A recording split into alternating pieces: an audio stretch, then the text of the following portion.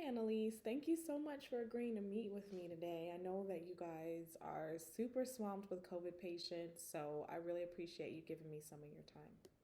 No problem. It's great to meet you. I really just want to learn more about your hospital. What do you guys currently use when it comes to equipment? We use Draeger bins, V60s, and airbows. Okay, nice. I have definitely worked with Draegers a lot and V60s, but I've just done a little bit with the Airvo when I was on a travel assignment in Tampa. Can you tell me more about those? Like, what do you like about them specifically? I like that they're free for us. They don't need a pressurized gas source. And the docs love the 60 liters per minute, especially for COVID patients. So, those are definitely some great pluses. I am curious to know if there's anything that you don't like, or that if in a perfect world you could change anything about your Airvos, what would you change about them? Hands down, I would change the cleaning process. It takes 55 minutes to disinfect it. Okay, so that's definitely understandable, especially in a COVID world. Is there anything else that you would change? Yes, I don't really like the disinfectant circuit. It's expensive and we attach them to the units, but they fall off. Really? Okay, so are those reusable or are they one time use? That's a good question. I'll have to look into that. Also, the circuit can't be covered with a blanket. Why not? It's a burn and fire hazard. Oh, wow. That sounds pretty serious. It is, especially when patients love to cover it with their blanket. I can only imagine. I mean, I know how much patients love their blankets. Well, I really appreciate you sharing all that with me, Annalise. I was wondering, have you ever worked with Vapotherm? Are you familiar with our technology at all? I know a little bit, like that you only go to 40 liters per minute, but that's about it. Okay, all right. So you are correct with that. We do only go to 40 liters per minute, and I'll explain to you more in detail why that is a little bit later.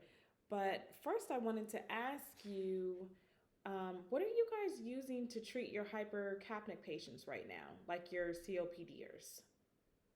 We use BiPAP. I think that's pretty common. Most hospitals use BiPAP to treat their hypercapnic patients and their CO2 retainers.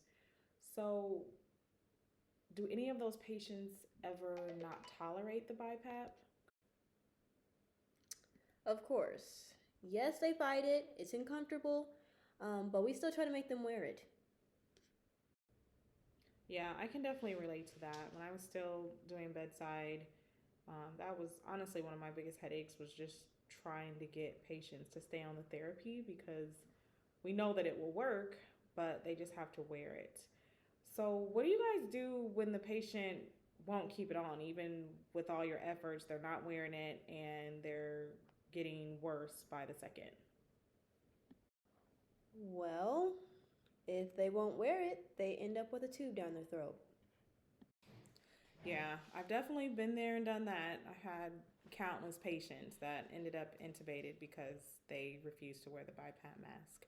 So, one thing that I can tell you about Vapotherm and what sets us apart from regular high flow is that the FDA has actually given us the classification of mask free NIV.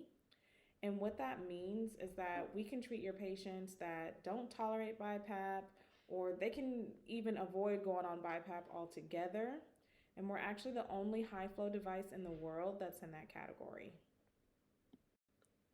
Really? How? Well, we actually do this by using velocity, or in other words, the speed of the gas that we deliver to the patient.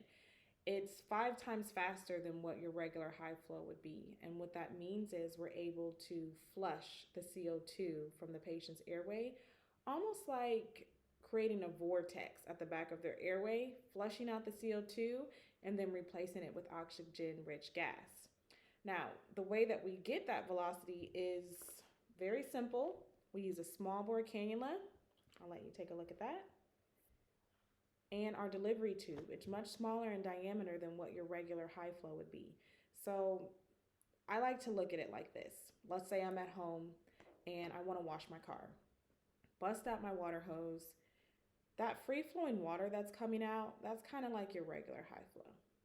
And that's fine when it comes to just rinsing my car off. Or in this instance, we'll say that's fine when it comes to treating a hypoxic patient. But if I want to impact ventilation or basically get the bugs off my car, then I'm going to occlude the opening on my hose about half so that I can give my water some speed and power and get all the dirt and bugs off of my car, or in our case, be able to treat your hypercapnic patient. Wow, that's pretty cool. I know, right? Velocity is such a different concept than anything we learned about in RT school. Well, I know that we had agreed to spending about 10 minutes together today, and I definitely want to be respectful of your time. So, what I would like to do is come back on another day so that we can dig in deeper, just discussing the mechanisms of action and all the great features of Vapotherm. I can do a free CEU with your team and bring in some food as well as my unit, and that way you guys can try on the technology and actually feel the difference. That sounds great. Okay, so I actually have March 8th, 9th, and 10th open. I can come, and I would love to spend time with both your day shift and your night shift. I was night shift for years and I hate leaving them out. So I can come on those 3 days if that works for you all. Yeah, we don't have anything else scheduled. I'll check with my educator on what times would be good. Awesome. So here's my card. I will reach out to you on Friday to verify times. And I'll also make sure I send a brief recap email just so we can summarize everything that we went over today.